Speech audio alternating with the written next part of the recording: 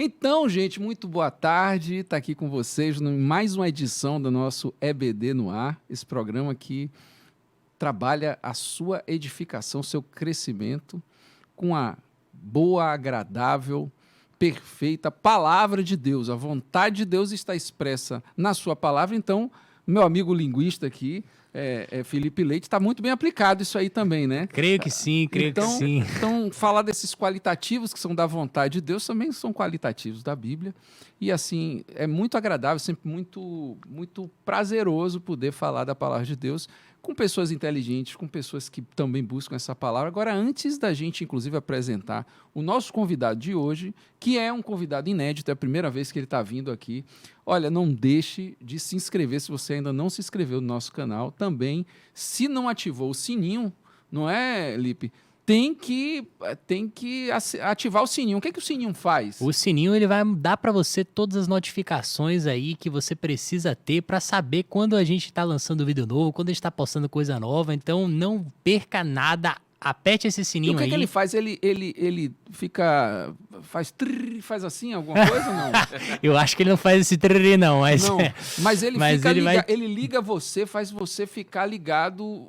assim, tem vídeo novo. Isso. Ele vai, quando tiver vídeo novo, teoricamente ele vai jogar lá na sua timeline. Quando você entrar no YouTube, você vai ver aí os nossos vídeos. Então, novos. Ele não vai fazer nenhum barulho no seu computador, não. Mas vai lhe avisar que está acontecendo coisa nova. E claro, tem tanta coisa nova acontecendo ultimamente que você precisa, né, acionar o sininho para você receber essa coisa nova e não perder nada do que está acontecendo aqui na nossa web rádio BVA, que está todo o tempo perto de você. Então, sem mais delongas, vamos falar do nosso convidado aqui e daqui a pouco a gente introduz também o assunto, que é o nosso querido Maurício.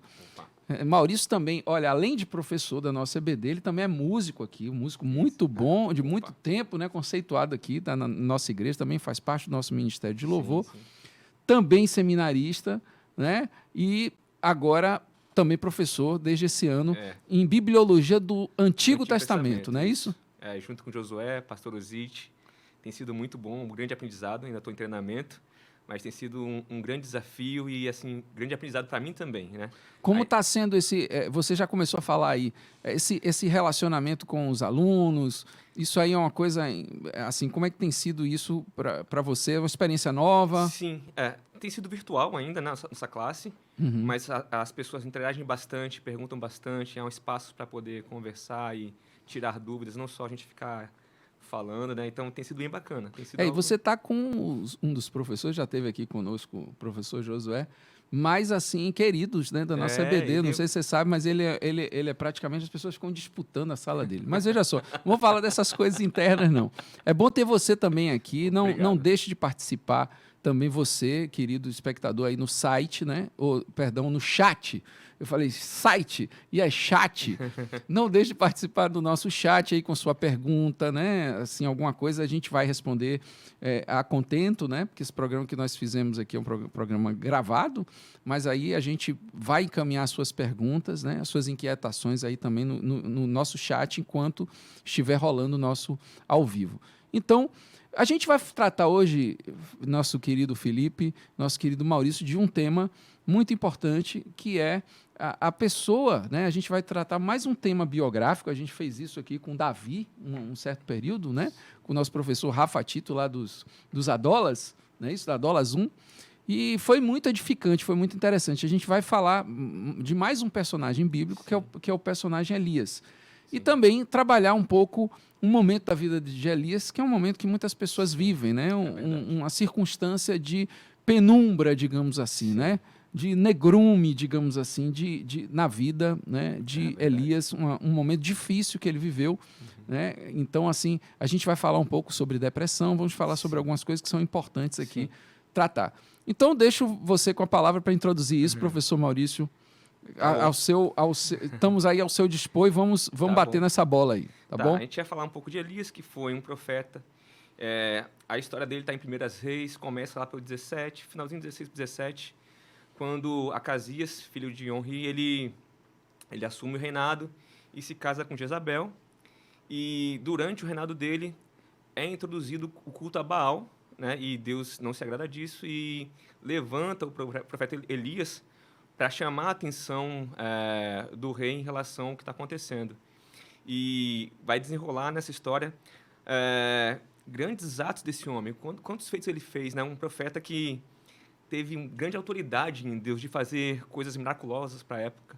E a gente vai ver como uma pessoa que faz tantas coisas, ela pode passear por grandes coisas e coisas não tão boas na vida, né? E a gente pode trazer bastante coisa para nossas vidas. Pode trazer bastante aplicação pessoal. Maravilha. Vamos começar, então, a falar desse profeta, que é um profeta realmente muito interessante, né? Devia ter a Marvel, né? Uma série da Marvel sobre ele. Essa cara é de Felipe aqui. Felipe gosta de pregar, fazendo. Outro dia ele pregou sobre... O que foi? Sobre Peter Pan. Peter Pan. Outro dia a história de Peter Pan. Eu fiquei encantado. É maravilhoso. De Aslan e tal, ele gosta. Então, eu acho que caberia bem um Elias na Marvel, né? Aquela figura assim... Cheio de efeito especial, lambendo cheio de efeito especial, fazendo uma série de coisas, aquele altar, aquele momento, né, tão interessante que a gente vê. Mas vamos lá. Vamos primeiro, assim, traçar o perfil do profeta Elias, que, digamos assim, inicialmente parece muito destemido, né? Sim. Ele... Acho que é um pouco da característica dos profetas, né? Ele é chamado não falar só para umas pessoas, mas levantar para um povo inteiro, né? Chamar para um concerto de uma nação inteira. Eu acho que é um grande desafio colocar isso na vida de uma pessoa. E ele teve coragem e ousadia de chegar e enfrentar e falar o que tinha que ser falado, tanto para o rei quanto para Jezabel. E foi pagando os preços por essa ousadia. Uma das coisas que acontece muito com o profeta, né? Ele contraria, né? Uma das definições que alguns teóricos dão do profeta é que o profeta, na época, a época do Antigo Testamento, era uma espécie de consciência do Estado. Sim. Quer dizer, quando o rei, que era um monarca, digamos assim, absoluto, né? Ele só dava satisfação a Deus, né? Sim. Então, para isso não ficar tão barato assim, Deus levantou o profeta para ser uma espécie de consciência onde não havia consciência. Nesse caso, o problema aí, algumas vezes é um problema de pecado, mas quase sempre problemas ligados à idolatria, né? Idolatria. Com o culto a Baal, né? Aí você pode até me ajudar nisso, você é mais experiente nisso, mas se eu não me engano, Baal era... Mais experiente em cultuar Baal? Não. Não, eu não.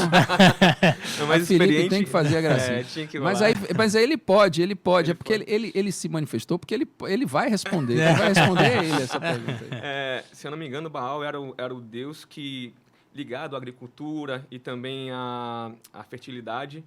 Então, quando Deus levantou Elias, levantou com 3 anos de seca para provar, cara, se esse cara é o cara da fertilidade, que é o da agricultura, fazem esses 3 anos alguma coisa acontecer. E durante 3 anos, debaixo da palavra de Elias, não houve chuva, foi seca total. Então, vocês estão cultuando a gente errada. Deus começou a se mostrar através do grande poder de Elias, né? Fala um pouquinho disso, Felipe, esse contraponto que havia entre Yahvé, vamos falar nesses termos, né? Que nosso Deus do Antigo Testamento, né? Yahvé. Então, havia entre Yahvé, o nosso Deus, e os deuses, né, antigos, que de alguma maneira, assim, e essa necessidade, digamos assim, de Yahvé em alguns momentos, se sobrepor com o seu poder a esses deuses. Fala um pouquinho sobre isso, que eu acho que é interessante. Não sou especialista em culto a Baal, mas, assim, que aparentemente, né, se eu estiver errado aí, o ouvinte souber de alguma coisa que eu não sei, por favor, me corrija, mas, assim, até onde a gente consegue, até onde eu entendo, né, Baal era um deus cananeu, certo? Que não era o deus principal do panteão cananeu, esse papel cabia a El, né? Então a gente tem no panteão divino lá dos cananeus uma sociedade que parece um pouco com as sociedades da época, uma sociedade dividida em classes, né? Você tinha os deuses mais baixos, né? A classe trabalhadora dos deuses ali, e lá em cima você tinha o pessoal mais ligado à monarquia, uma espécie de corte celestial ali e tal. Quem estava no topo disso tudo era o deus El. E Baal não era o principal desses deuses, né? Ele não era El, mas ele, em algumas histórias lá da mitologia cananeia, ele vai tomar, né, um papel de muita proeminência. Algumas histórias vão até descrevê-lo como filho de El, né, ou aquele que usurpa o lugar de El, assim, mas ele vai se tornar, ao longo do tempo, uma divindade cada vez mais importante. Baal era, sim, o deus da agricultura, né? Além de algumas outras coisas. Salvo engano, só para me corrija se estiver errado, a parceira dele, talvez a Zerá, Azerá. que era a da fertilidade. Azerá, Então exatamente. havia sempre, na cultura antiga, Sim. é muito comum que tivesse a chamada de antípoda feminina. Ou seja, você Inclusive, se eu não me engano, Azerá costumava ser a esposa de El, e em algumas histórias, Baal usurpa essa mulher, né? Ele pega Azerá e foge também e tal. Então tem algumas Então você tem, narrativas mas é diferentes interessante você falar sobre isso, né? Porque assim, Deus, em alguns momentos, né? Só a título de curiosidade aqui, em alguns momentos, né?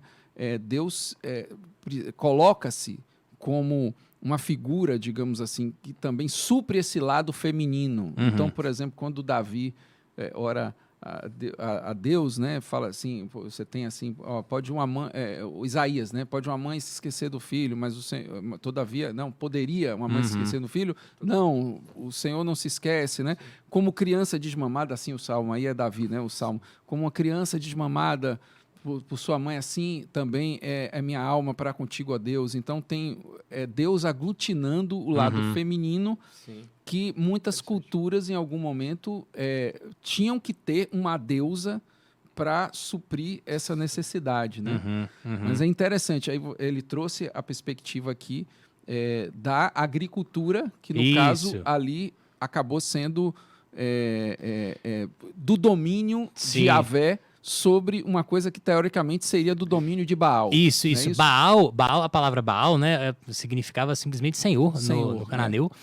E Baal era um deus muito associado à tempestade também. Ele era o deus da tempestade. Era como Poseidon. Exato. Como Éolo, lá na Grécia. E eu não sei se ele estava tanto ligado aos oceanos, mas certamente ele estava ligado à tempestade, ao furacão, às nuvens carregadas, né, ao dilúvio, à chuva. Cessou tudo isso, né? Isso. 3 anos e meio, exatamente. Todo o poder dele, vamos dizer Você, assim. inclusive, vai ter muitos salmos bíblicos que vão descrever Deus, né, como esse Deus que vem no redemoinho. Talvez você lembre do livro de Jó, por exemplo, ou de alguns dos salmos, esse Deus que vem na tempestade, que vem montado nas nuvens e tal, uma carruagem de nuvens. Então, essa descrição de Deus, na realidade, muitos teóricos vão dizer, ela aproveita as descrições cananeias para Baal, né, e ela se utiliza para falar de Yahvé, como dizendo assim, Deus, Yahvé é que é o Deus da tempestade. Esse Deus que vocês acham que monta nas nuvens e que controla os redemoinhos, Baal, não é ele que faz isso. Quem faz isso é Yahvé, né? Então... É só para a gente ter uma similaridade nos panteões que são mais conhecidos. Na Grécia seria, então, uma coisa mais como Zeus. Ou talvez isso, Odin, Deus dos raios, né? Lá nas divindades nórdicas, né? Odin, talvez. Nesse sentido, talvez, sim. Tá. Então, mais ou menos, tipo, essa pessoa que tinha o poder sobre o tempo, né? Se o tempo estava bom, se o tempo estava ruim, então para a colheita precisava ter um bom tempo. Sim. Então se chovia ou não chovia é porque Baal queria. Sim. Até rimou aqui, né? Então era mais ou menos assim que eles criam, né? E então o reino de Israel estava com a pessoa ali. Então isso entrou por meio de Jezabel, né? Jezabel, isso. O casamento de Acabe, isso foi o problema. Sim. Eles casaram e ele acabou servindo ao Deus dela, né? O casamento foi muito ruim nesse sentido, e a palavra diz que foi um dos piores reinados, foi o de Acabe. Foi o que Deus mais detestava, foi o de Acabe, né? Desses vários reis ruins, Acabe está nessa lista como um dos top, né?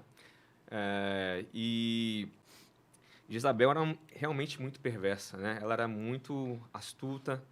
E ela sabia muito bem, acho que a gente talvez não esteja exatamente isso na palavra, mas ela dominava o próprio marido e fazia que o governo dele fosse mais ou menos como ela queria, né? Dá para nas entrelinhas, perceber que ela que dominava as coisas. E ela conseguiu astutamente botar esse culto. E Israel foi totalmente corrompida. E ficou num limiar tão grande que Deus falou assim, cara, eu preciso intervir nessa história para poder... Agora, uma coisa que também Jezabel tinha como característica, né, e que eu acho que é muito importante para a nossa história, que a gente vai começar a desenvolver, que é de Elias a partir de agora, que ela era uma pessoa matadora, conhecida como matadora de profetas, né?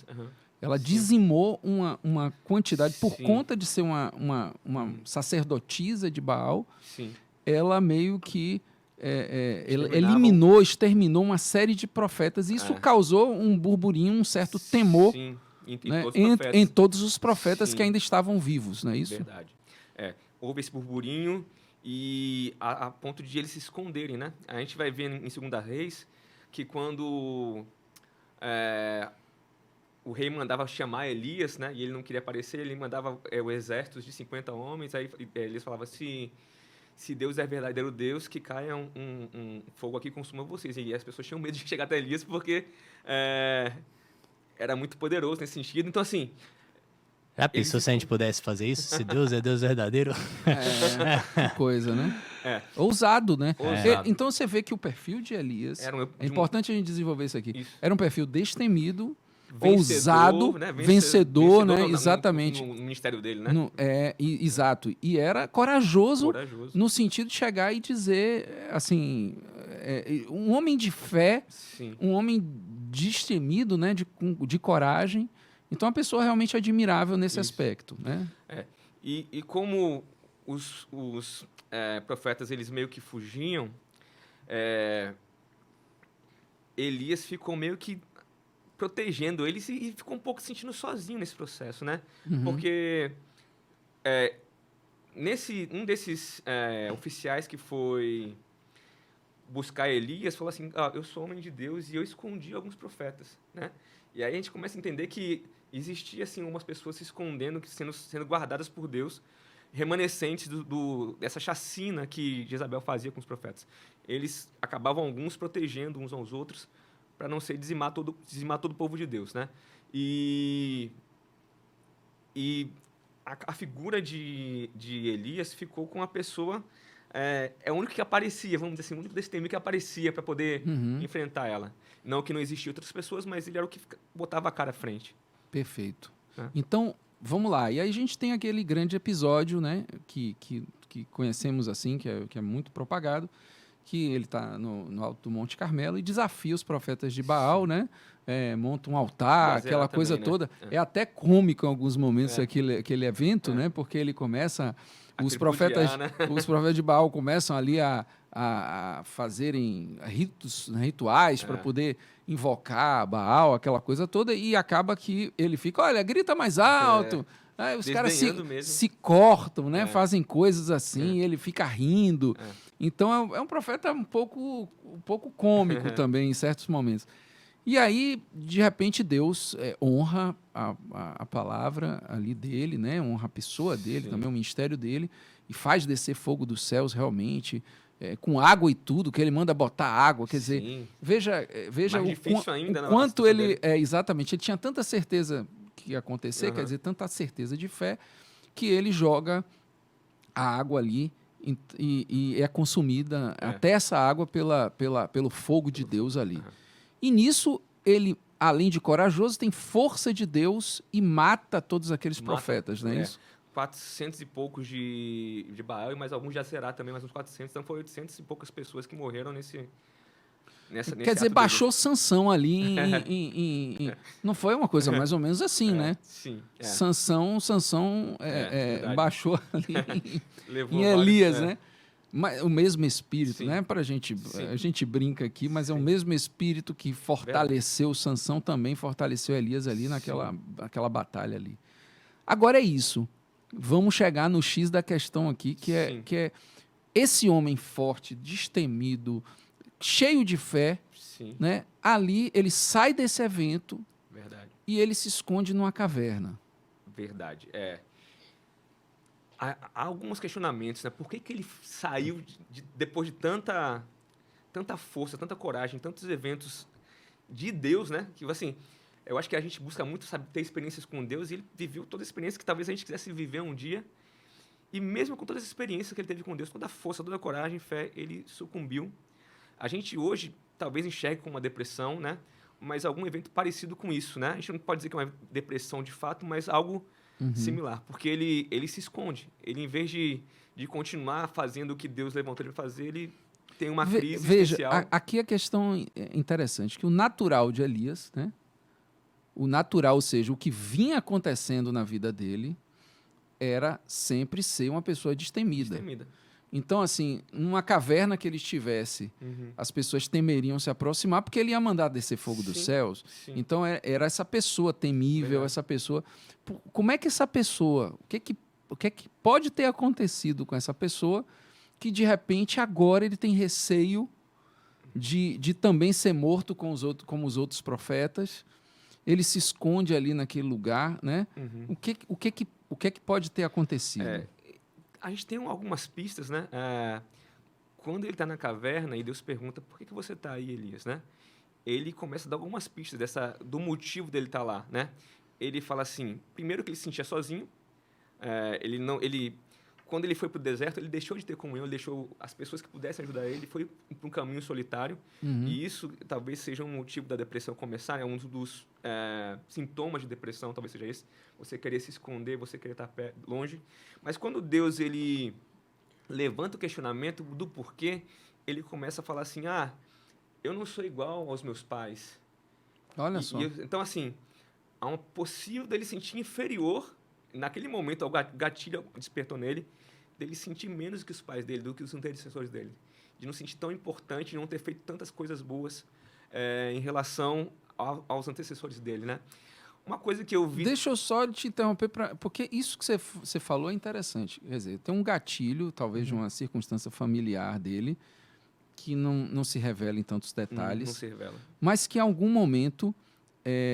que não deveria, porque, veja só, ele já tem realizações suficientes. Sim. Ele já foi... Tem uma identidade em Deus, ele já tinha, né? Ele já passou aquele tempo ali em Querite, né, sendo no rio, né, sendo suprido por Deus, corvos alimentavam ele. Quer dizer, você imagina você viver esse nível de dependência e milagre de Deus, depois Deus confirmar o seu ministério daquela forma tão gloriosa, como essa experiência lá no Carmelo, e, de repente, um objeto, gatilho, uma lembrança de família, ser um gatilho que começou a despertar algumas coisas dentro do interior dele. Veja que coisa. Naturalmente, bastava falar assim, se Deus é Deus de Israel, o que consuma Jezabel naquele momento? E, com certeza, alguma coisa aconteceria. Sim. Ele não teria motivo desse medo, né?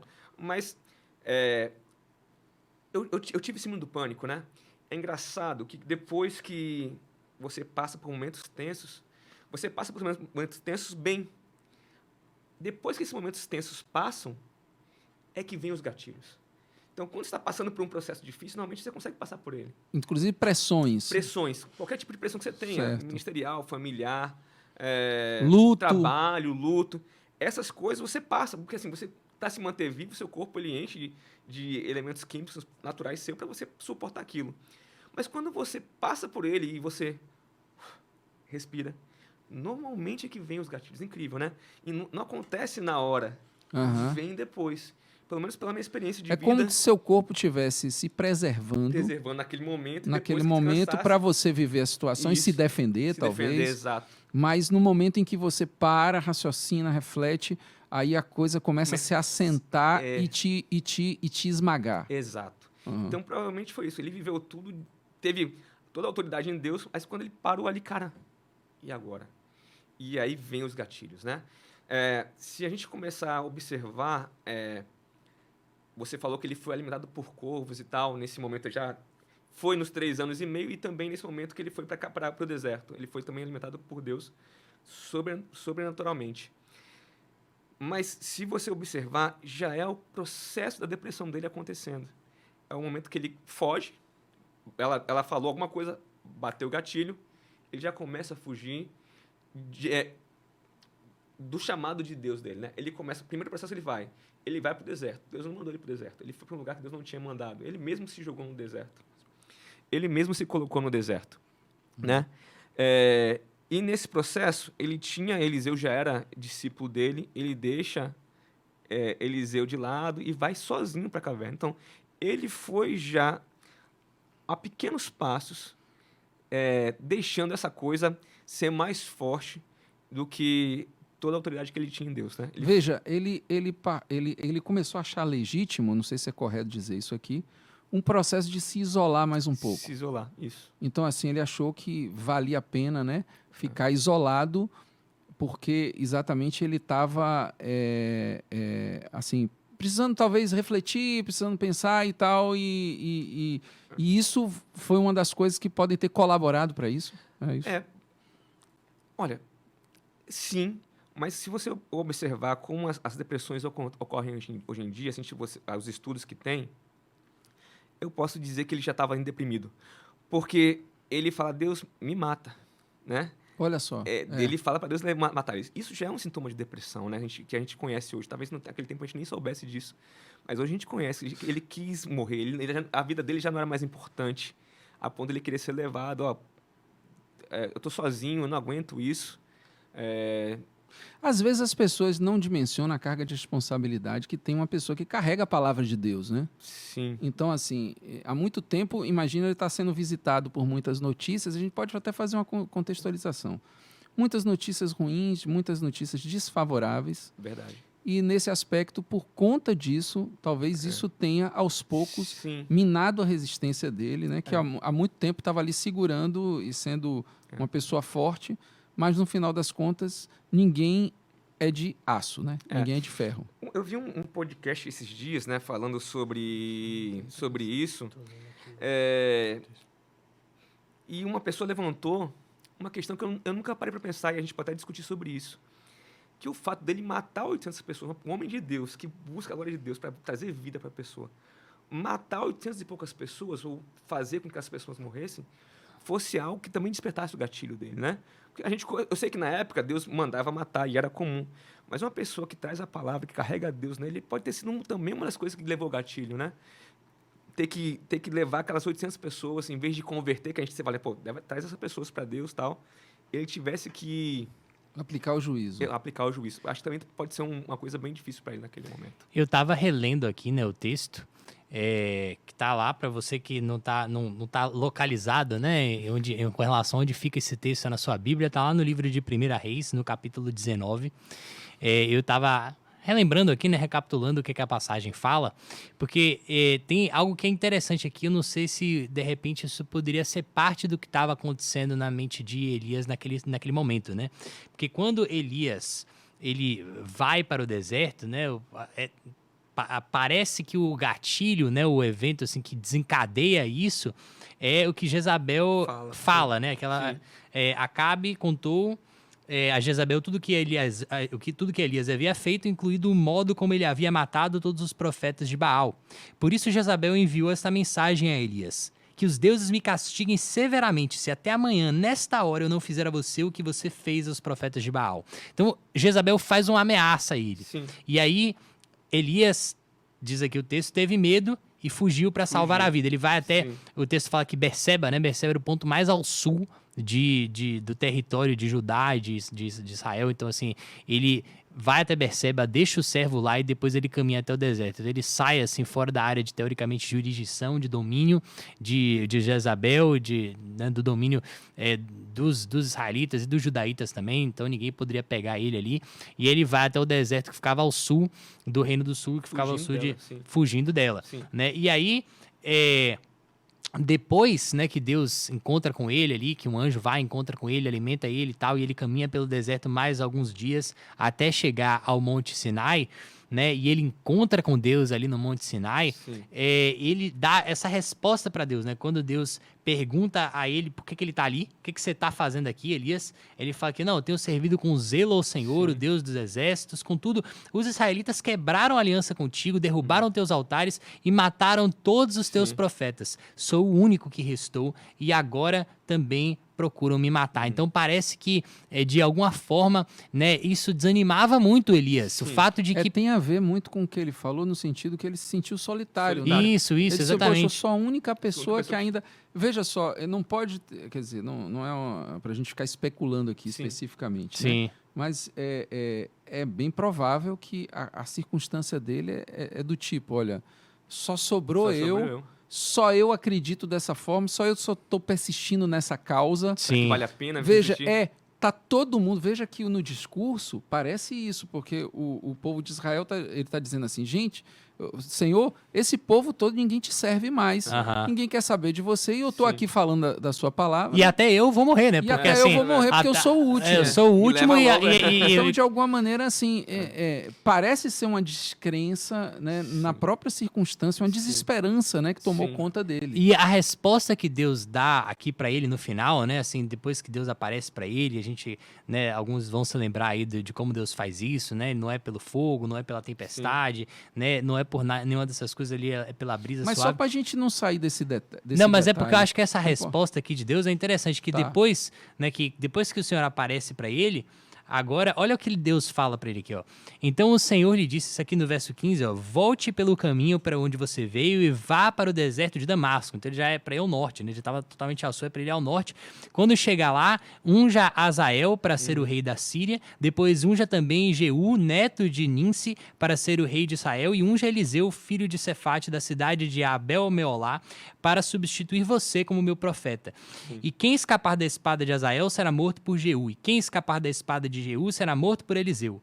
No entanto, preservarei 7.000 de Israel que nunca se prostraram diante de Baal, nem o beijaram. Então, o que parece que Deus está falando aqui para ele é o seguinte, que olha... nem tudo está perdido. Não, nem tudo está perdido. Deus continua no controle das nações. Assim, Deus está ungindo reis. Deus está dizendo quem vai ser o rei, não só, inclusive não só de Israel, mas até de outros países, da Síria e tal, e falando Agora, assim... isso é parte do consolo que Deus acaba dando para ele. Agora, eu queria me deter nessa seguinte coisa, porque aparentemente a grande controvérsia com relação a momento depressivo, né?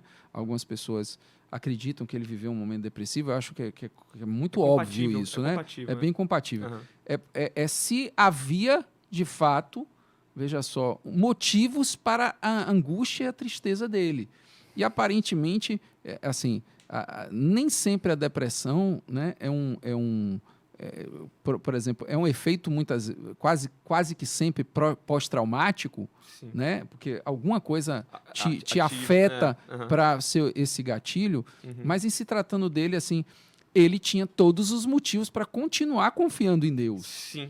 E digamos assim, parece que a circunstância, né, o modo como ele interpreta a circunstância é que demonstra bem, né, ele preferiu olhar assim, olha, ele em vez de ver a situação que ele tinha acabado de passar, Sim. que é uma circunstância de vitória, Sim. ele preferiu ver Sucesso ministerial. aquilo, exatamente, ele preferiu ver aquilo que vinha acontecendo e que já estava, de alguma maneira, abatendo a sua alma. Não é isso? Sim. É importante dizer que nesse processo todo que ele passou, Deus se mostrou o tempo todo, né?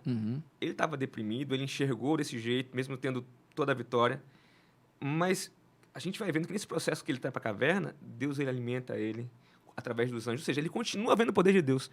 Mas minha esposa, ela faz psicologia, e ela falou que a depressão é uma dor tão grande que a pessoa quer tirar a vida. E aí, logo depois que ele é alimentado por anjos, um pouco antes, eu acho, ele tinha estado assim, Deus me leva, me mata. Ele então, pediu que Deus o levasse. Né? Ele pediu, então, assim, é outra evidência. É uma dor muito grande, que a pessoa não consegue mais enxergar. Os anjos estavam com ele o tempo todo. Ele podia ver os anjos alimentando ele. Veja, e mesmo assim, ele não conseguia ver. Olha que coisa importante. É que muitas vezes um momento de depressão, né, pode fazer, de fato, a pessoa não enxergar. Por melhor que seja a condição dele de vida espiritual, isso não necessariamente garantirá que a visão da pessoa não esteja embaçada por conta disso. E eu acho que, assim, Deus ele aproveita as circunstâncias todas, né? Esse processo do deserto, de ir para a caverna, para tratar com Elias, né? Para dizer assim, cara, eu continuo sendo o mesmo Deus, olhe para mim, né? Porque quando você está deprimido, a gente procura esses lugares solitários, escuros, se trancar. Eu, quando tive síndrome do pânico, eu passei 2 anos dentro de casa. Eu não conseguia sair de casa. Você não consegue ver nas pessoas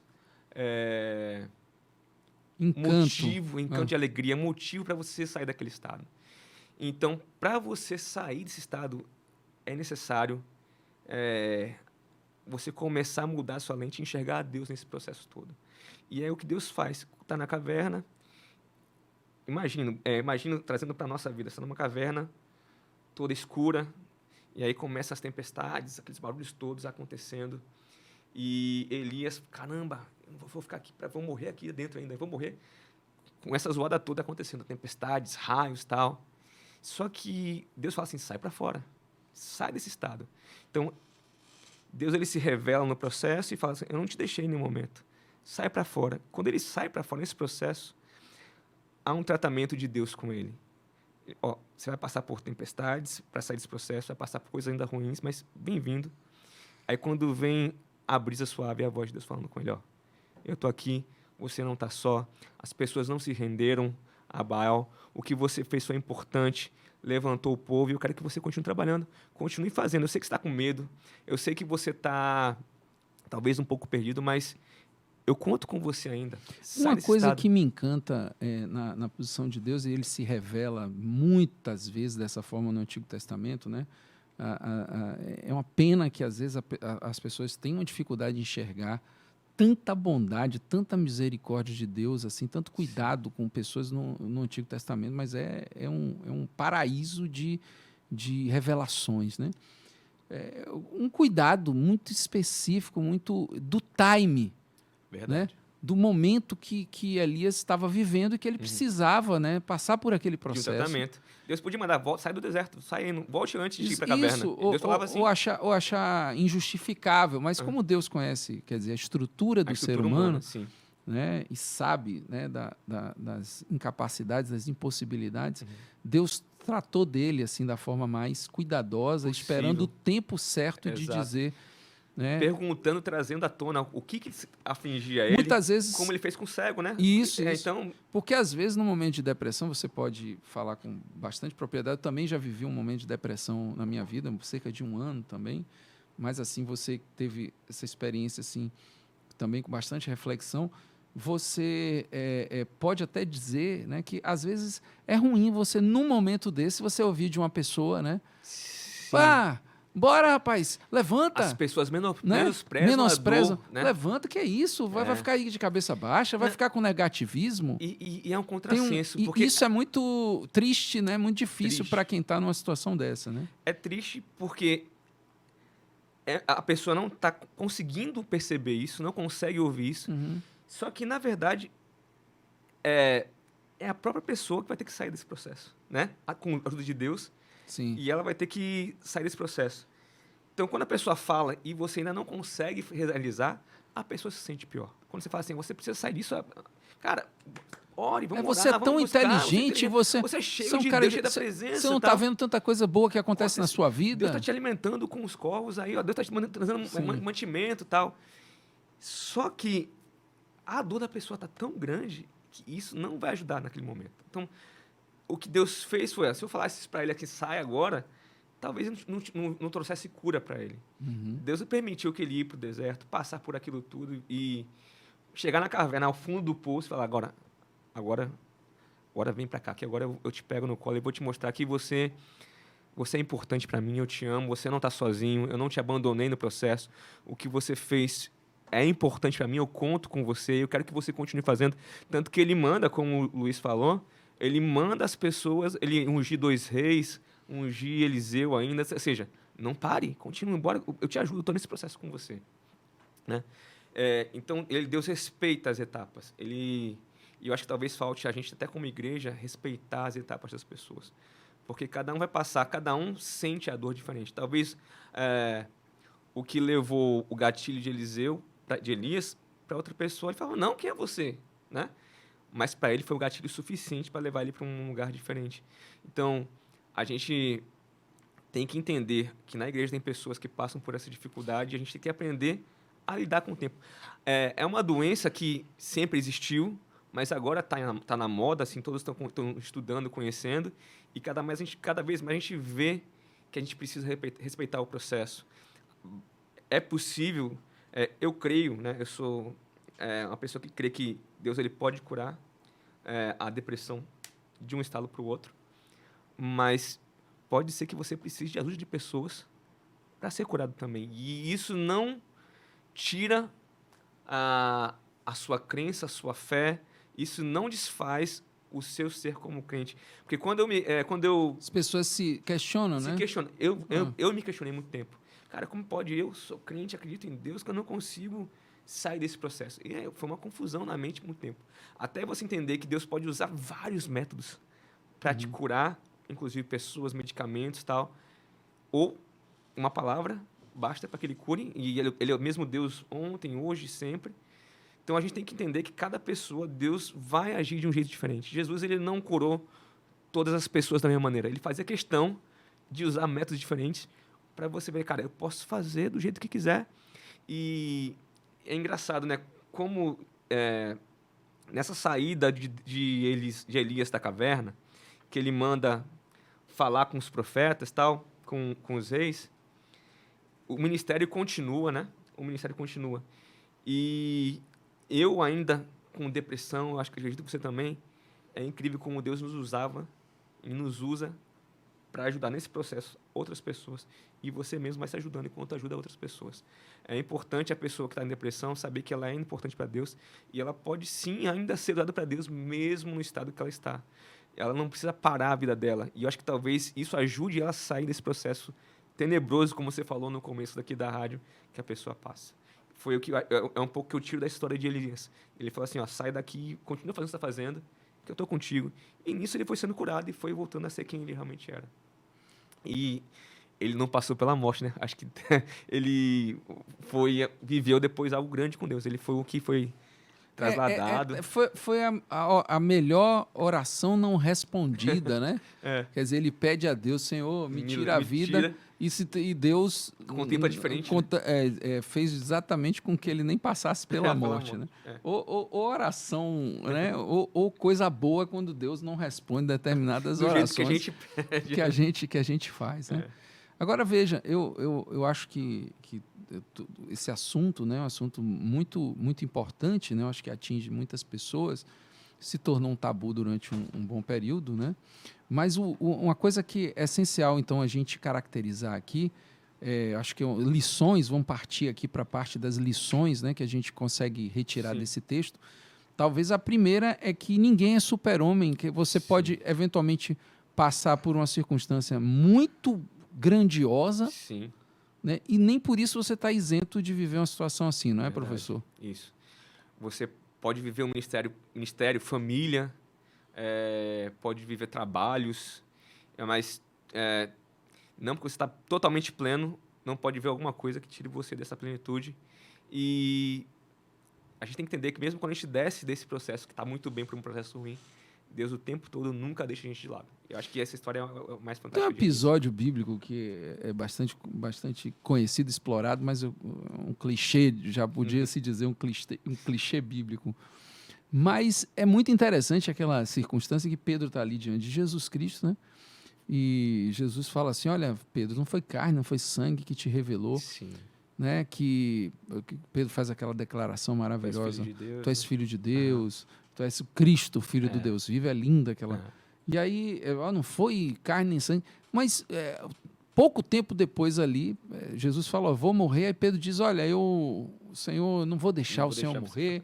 Aí ele diz, para trás de mim, Satanás. Quer dizer, uma hora, o ser humano é muito ambivalente, o ser humano... É dual, né? É impressionante como muitas vezes, e as pessoas às vezes estranham, como é que eu dei uma palavra de Deus para uma pessoa hoje, como é que eu estava também cheio de ânimo, sabe, espiritual, estava orando e não sei o quê, e de manhã...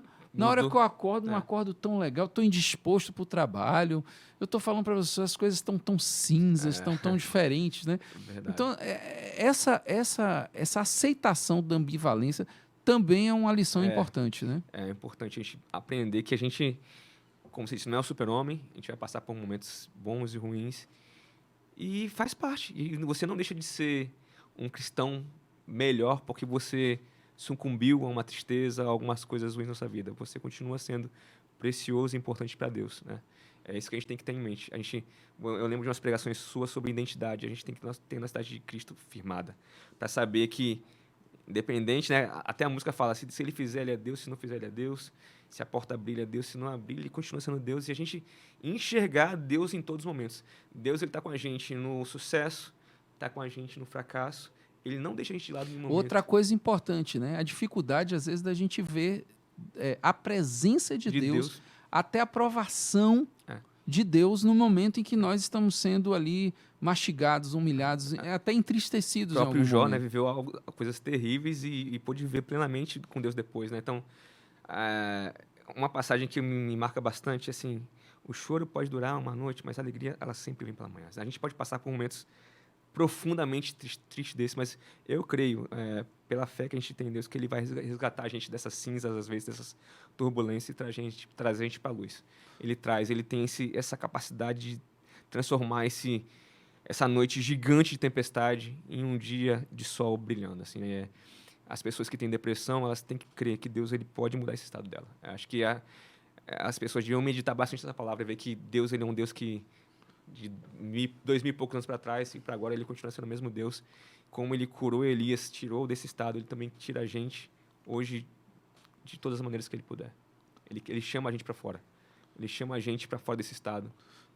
Maravilha. Então, acredito que dentro do que você está falando, talvez a lição final aqui, já está para encerrar o nosso programa, é exatamente a persistência no depósito, né? Podemos dizer assim, isso. Porque a gente precisa, às vezes, crer contra a esperança. Crer contra o sentimento, não é isso, Maurício? Verdade. A gente tem que crer contra a esperança às vezes, porque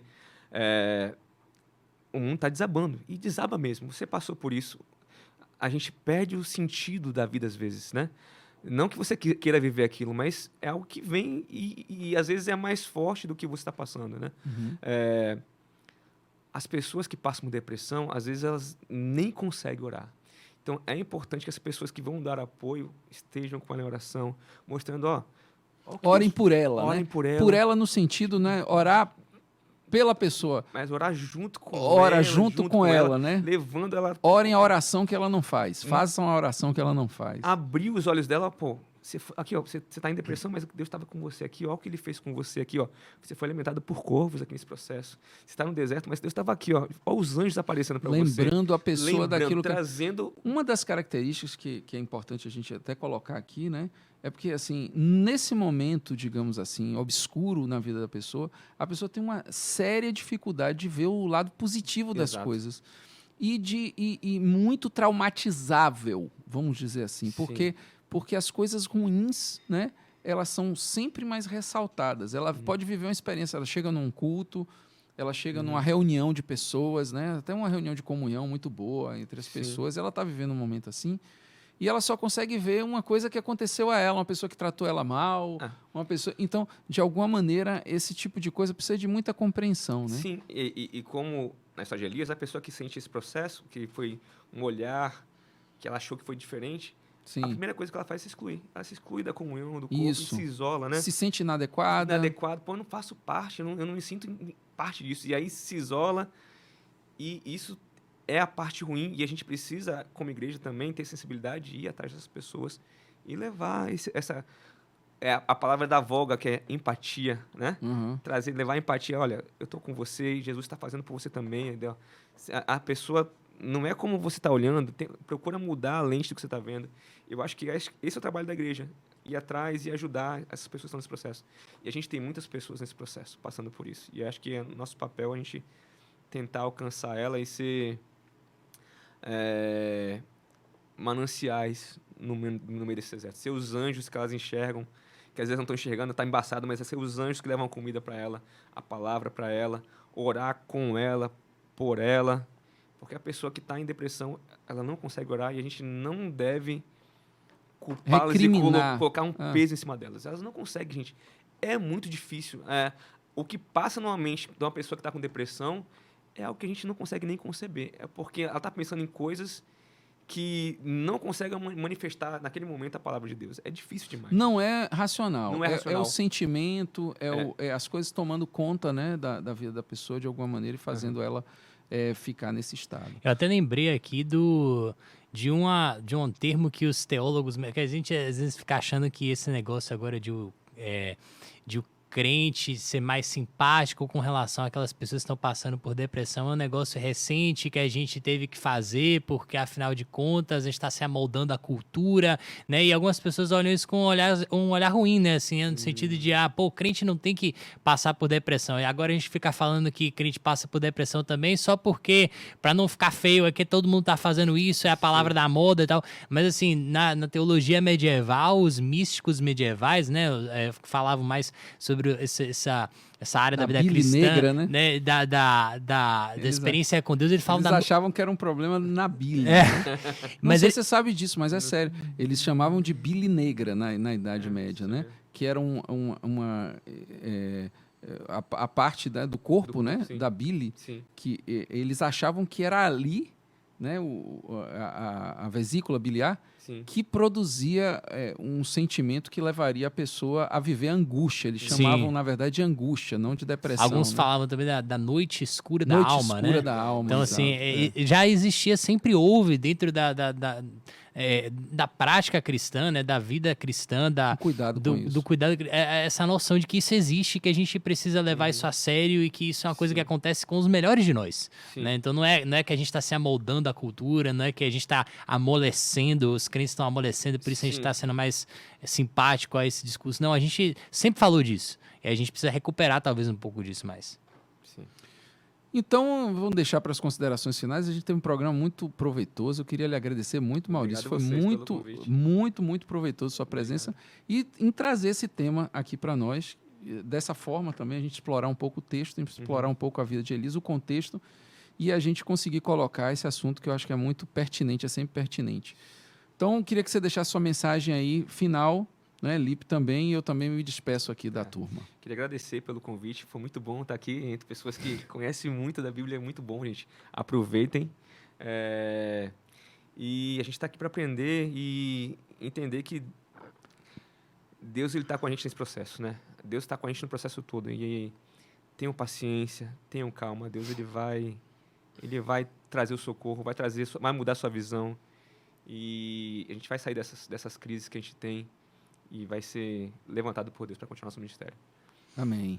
Eu lembro das palavras de Deus desculpa, a Elias, né? Elias com medo, Elias assustado, né? E para ele, naquele momento, talvez Jezabel fosse a ameaça maior que tivesse, né? E assim, nossa, meu Deus, o fim, né? Essa mulher tá com todo o poder, Deus não tem mais controle sobre as coisas e agora eu sou o único que restou. E Deus fala para ele, essa mulher que você tanto teme aí, né? Vai lá, unge esse rei aí, Azael, unge esse rei aí, Jeú, né, e unge Elias como Eliseu como seu sucessor, e assim, eu te garanto que essas pessoas te assustam hoje, que não forem mortos por Azael, serão mortos por Jeú, que não forem mortos por Jeú, vão ser mortos por Eliseu. Então, assim, não tem por que você ter medo, essas pessoas não significam nada, são como a flor, né, do campo, que agora está aqui, mas bater um vento, já não estão mais, mas o Senhor, o governo do Senhor dura para sempre. Reis vêm, reis vão, rainhas vêm, rainhas vão, mas o Senhor continua reinando.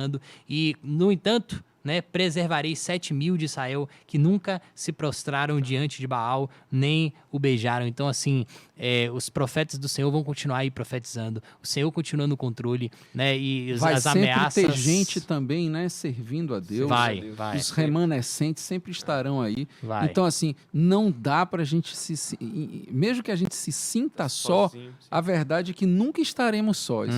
Nem porque, assim, nunca se perderá de nós a presença de Deus, como também nós sempre teremos companhias de pessoas que sempre vão buscar a Deus, porque esse Deus, na verdade, não é uma teoria. Sim. Né? Ele é real, ele age, né? A sua palavra é eficaz, ela realmente faz o efeito, né, nos corações, nas vidas, ela é transformadora. Verdade. Vai continuar transformando pessoas, então a gente nunca vai estar sozinho. Então você, meu amigo, minha amiga, não pense que você está sozinho, né? Nesse momento que você está aí, mesmo vivendo um momento depressivo, uma dificuldade, você tenha certeza que você não está sozinho, né? Você é acompanhada também por Deus em todo o tempo da sua vida, mesmo nesse momento. Então, creia realmente contra a esperança. Tenha fé no que a palavra de Deus te promete, ainda que seu sentimento esteja dizendo o contrário. Persista, persevere, que uma hora, né, a luz no fim do túnel aparecerá. Amém. Então, que Deus nos abençoe. Muito obrigado mais uma vez a todos vocês. E nos encontramos. Não deixe, mais uma vez, de se inscrever no nosso canal se não é inscrito. Ative o sininho, porque programas como esse virão, né? E você não pode perder a oportunidade de estar sendo abençoado, estar sendo edificado aqui na nossa web rádio IBVA. Bom contar com você. Até a próxima, até quarta que vem. Um grande abraço. Deus te abençoe.